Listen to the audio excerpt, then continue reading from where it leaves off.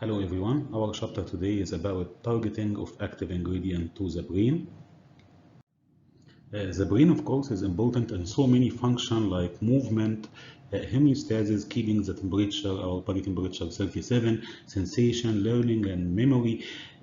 So many diseases happen in brain and CNS, including infection like meningitis, including Alzheimer, Parkinsonism, and some of these diseases lead to disability and sometimes to death. So it's very important to have a drug efficient and effective drug delivery system that can take the active ingredient directly to the brain and be able to pass through the blood-brain barrier, which is the main barrier preventing all or most of active ingredient from reaching the brain. The blood-brain barrier is very selective. It allows movement of water and gases. It allows movement of some lipid-soluble compounds and should be having very small molecular weight, and this will happen by diffusion. It allows also movement or passage of some polar compounds like sugar and amino acids, that is by active transport. This blood-brain barrier is composed of endothelial cells. Here you can see this endothelial cells, and these endothelial cells are tightly bound to each other. In between you will find the tight junction between each cell and next one. There is tight junction, so there is almost no space between the cells, very small space present. And these endothelial cells are surrounded by astrocytes and pericytes and other CNS cells surrounding it, as you can see here. So the endothelial cell is the main barrier because it is very compact. There is almost no space between them, and you know that we have tight junction between these cells, but actually there are two types of this junction. One of them is called tight junction. Here, as you can see, that is one endothelial cell and that is the other one. In between there is a tight junction or TG, and this tight junction is facing the blood. There is another barrier called adherence junction. This adherence junction is facing the brain side, so it's called AGs. So again, we have two types of junctions, which will make it more complicated, more difficult to allow anything to pass. This tight junction is present facing the blood side, which is called the apical side, and the adherence junction is facing the brain side, which is called basolateral side. For anything to move through this junction, it is really very difficult. Substance can move through the blood-brain barrier by 5 or 6 mechanisms. The first one is called paracellular pathway. Paracellular, it means beside cells, it will not enter the cell and exit from the other side. So, but in between cells, we know that we have tight junction and adherent junction. So this paracellular pathway is very difficult, very challenging because of the small space and the presence of junctions. The other one is called transport protein. Transport proteins are present on the cell membrane, on the apical side, on the blood side, and it can bind to certain substance, something like active transport. So it will allow this substance to move, to enter. And there is another protein on the basolateral side. It will allow the same substance to exit. So it is a key and lock theory. It is not generic. It is very specific to certain substance, allowing them to pass. But not any active ingredient can pass through this transport protein. The third mechanism is called lipophilic diffusion pathway, and it appears from the name that lipophilic diffusion. So only lipophilic active ingredient or lipophilic substance can move, and the size also should be very small. So there is so many limitations. Mechanism number 4 is receptor-mediated transcytosis. And from the name also, receptor-mediated, it means there is a receptor on the apical side, on the blood side, and this receptor can bind to certain substance similar to the transport protein. So it is very specific, but the difference here that the substance will not pass through the receptor like the protein. No, it will interact with the receptor and form a vesicle something like endocytosis, and it's actually really endocytosis, but receptor-mediated endocytosis. So vesicle will be formed containing the active ingredient or the absorbed or the permeated substance, and then this vesicle will travel to the other side, to the brain side, and here exocytosis will happen, so the substance will be free again to act on the brain. So this receptor-mediated transcytosis is composed of two steps: endocytosis and exocytosis on the other side, and it is triggered by the interaction between the receptor and the active ingredient. Mechanism number 5 is adsorptive transcytosis. Again, transcytosis, it means there is a vesicle, there is endocytosis, on the other side there is exocytosis, but here there is no receptor.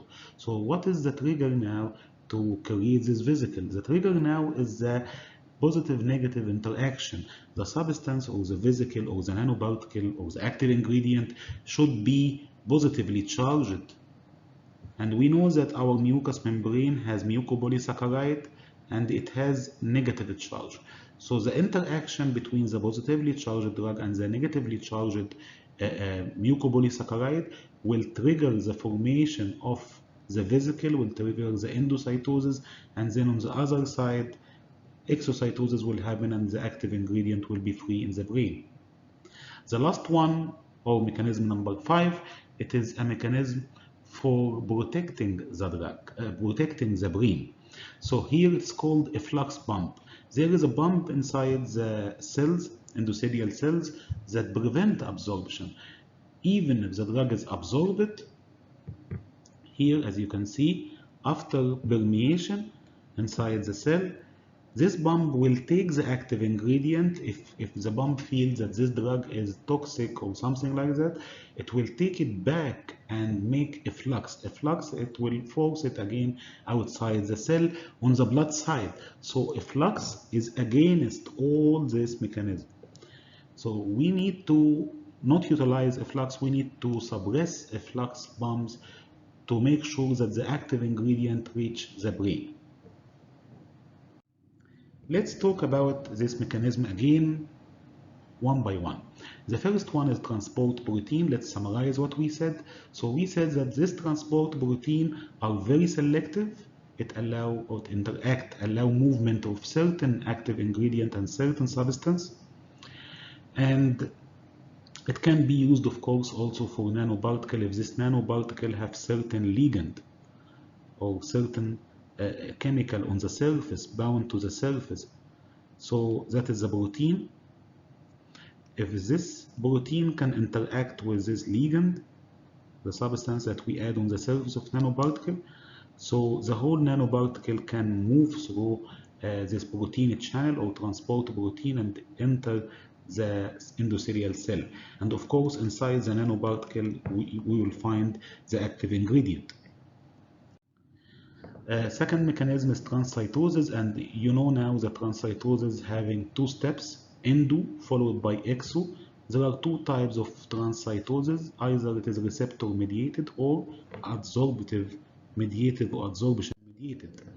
So receptor-mediated transcytosis, it depends on the interaction between the macromolecule, which is a bulky drug. Of course, if it is a small molecule, it can move by diffusion or paracellular. So that's why here we are specifying that the active ingredient here is macromolecule. And this macromolecule will interact with the receptor. After interaction, endocytosis will happen after formation of the complex between the receptor and the macromolecule.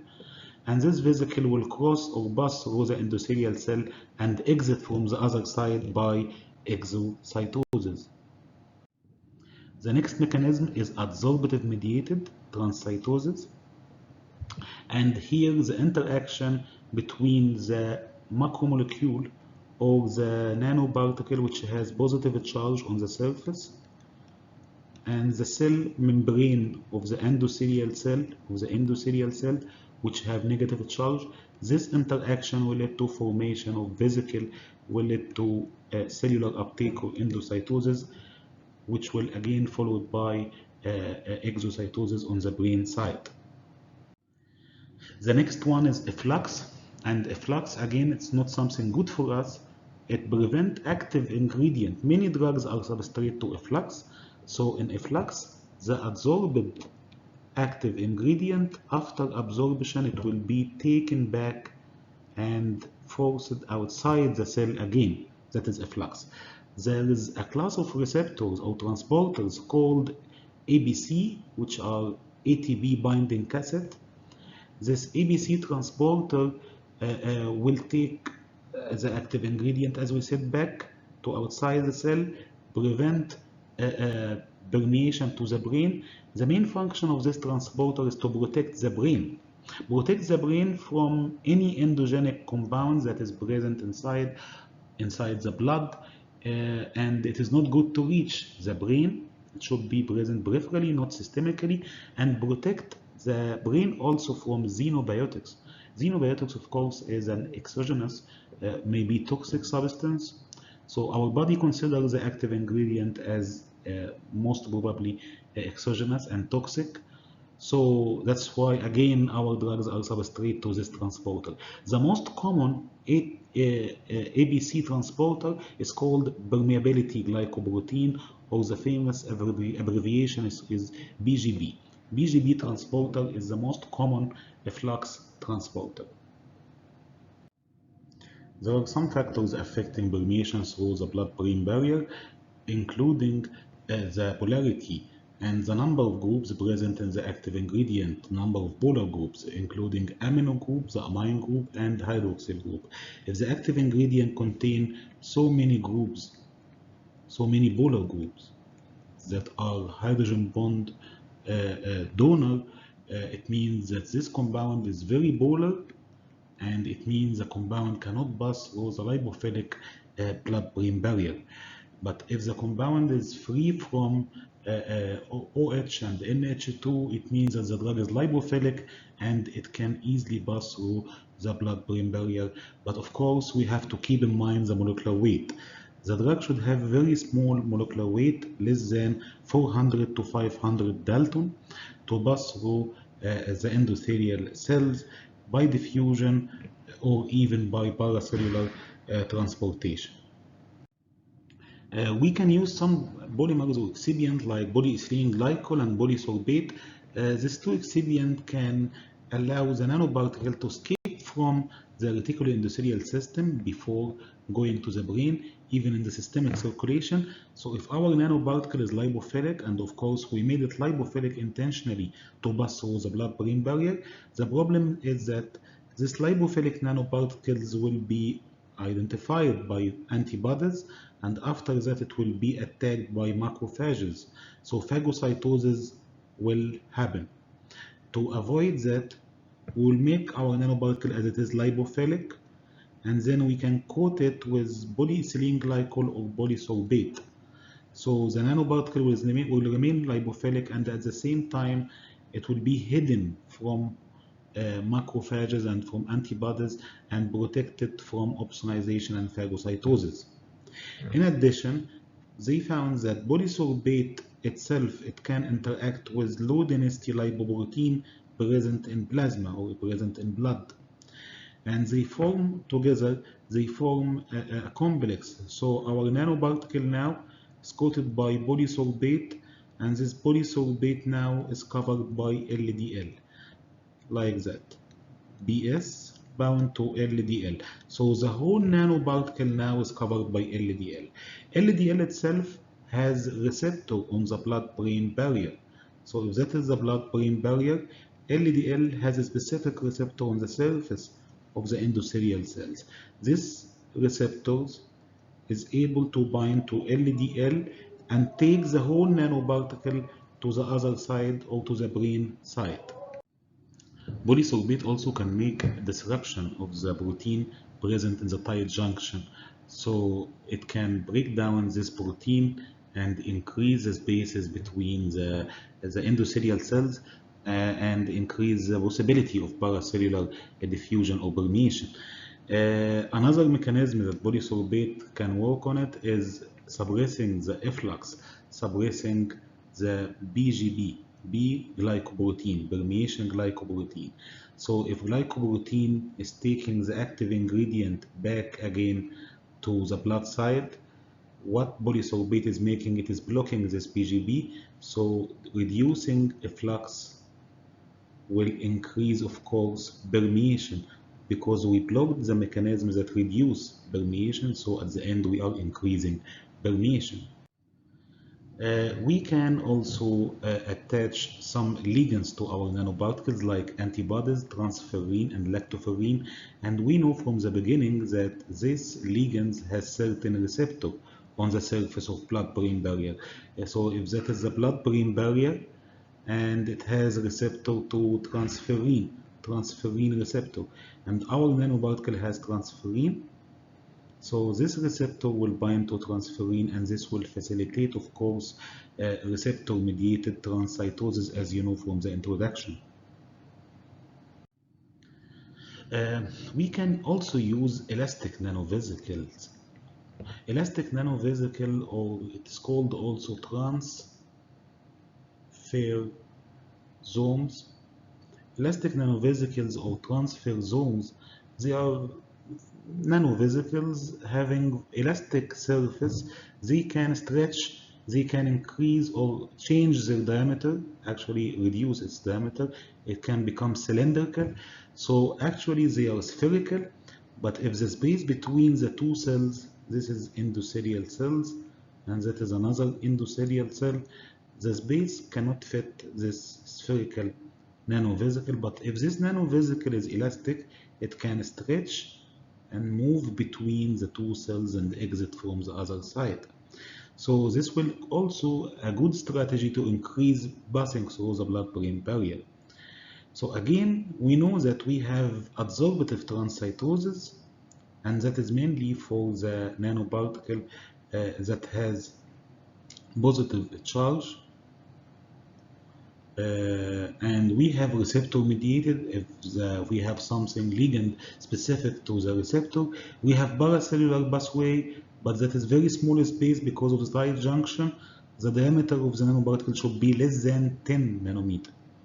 But less than 10 nanometer nanoparticle is not stable. We cannot make nanoparticle with 2 or 3 nanometer. Very difficult to make and very difficult to stabilize. And also, away from stability, this nanovesicle will be cleared easily by the kidney. Even before reaching the brain, it will be filtered by the kidney. So the solution is to use this elastic nanovesicle. Its size is 10 to 100 nanometer, but it is elastic. Although its size is more than 10, but still it can stretch and move in between the endothelial cells. Another strategy to achieve brain targeting is to administer the active ingredient through the nasal cavity as nasal drops or gel or whatever the dosage form.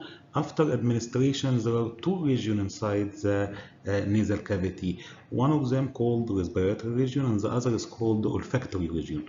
The respiratory region has two pathways. One of them is to take the drug directly to the brain, and the other is to take the active ingredient to blood and systemic circulation. While the olfactory region, mostly it takes the active ingredient directly to the brain. So the ideal permeation will be through the olfactory pathway, because almost 100% when it passes through the olfactory region, it will reach the brain. While in the respiratory region, which is bigger than the olfactory, in the respiratory region, after absorption, the drug may go to the brain and it may go also to the blood.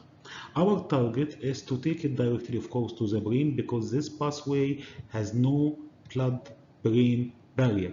The blood-brain barrier is present only between blood and the brain. So again, with more details here in this figure, that is the nasal cavity and that is the dosage form. After absorption, the active ingredient could go through the neurological pathway or olfactory region. There are two nerves here. One is called trigeminal nerve and the other is called olfactory nerve. And these nerves are connected directly to the brain without blood-brain barrier. but of course the drug should be lipophilic. The other way after nasal administration is to be absorbed to the blood, to vein. The nasal vein will take it to the systemic circulation. The third way is to be absorbed or pass from the nasal cavity to the lung. And after reaching the lung, of course, the lung has enormous surface area. So after reaching the lung, it will be again absorbed to the systemic circulation. So pathway number 1, take the active ingredient fully to the brain. Pathway number 2 and 3, 2 is the nasal vein, 3 is the airway or the lung. Either passing through here, 2 or 3, at the end the drug will move through the systemic circulation. After reaching the systemic circulation, if the drug is lipophilic, it will be partitioned from blood to lymph, because the lymph vessel and the lymph fluid is lipophilic, and you know that like dissolve like. If the active ingredient is lipophilic, it will be partitioned by its partition coefficient from the blood, which is aqueous, to the lymph, which is lipophilic. The lymph itself is connected to the brain without, again, blood-brain barrier. So it will be very easy for the active ingredient to cross the way, or to pass through the way from the lymph to brain without blood-brain barrier. Blood-brain barrier is present only between blood and brain. To make a good nasal drug delivery system, especially for brain targeting, our polymer should be non-toxic, biodegradable, and non-irritant, biocompatible. The dosage form or the carrier should be having a small particle size so it can permeate easily through the nasal mucosa at least. We should use mucoadhesive polymer that can adhere to the internal surface of the nose. So after taking nasal drops, it should remain inside the nasal cavity for a long time. The nanoparticle or the nanovesicle should be loading much drug, should be able to carry much active ingredient. That's called high drug loading, and should release this active ingredient only at the desired and at the desired place at the desired rate. So if you want it sustained or immediate release, and of course you want it in the brain tissue. The excipients that we are using should be able to open the tight junction and the adherent junction that are present between the endothelial cell. So it will increase the space between cell and facilitate paracellular transportation. It's better to use vasoconstrictor like phenylephrine along with our active ingredient and dosage form, because here we have two competing pathways. One is about nerves and olfactory pathway, and the other is about systemic absorption to veins. If you want at least to block or reduce this systemic absorption, you need to use vasoconstrictor. They found that the use of vasoconstrictor here is very useful because it will reduce systemic absorption and give a chance to nerve to uptake the active ingredient on the dosage form. The use of chitosan also is very useful because chitosan is mucoadhesive or bioadhesive. It combined to the mucous membrane. At the same time, it is permeation enhancer. It opens the mucosal membrane and opens the tight junction even in the endothelial cell present in the blood-brain barrier. Thank you so much.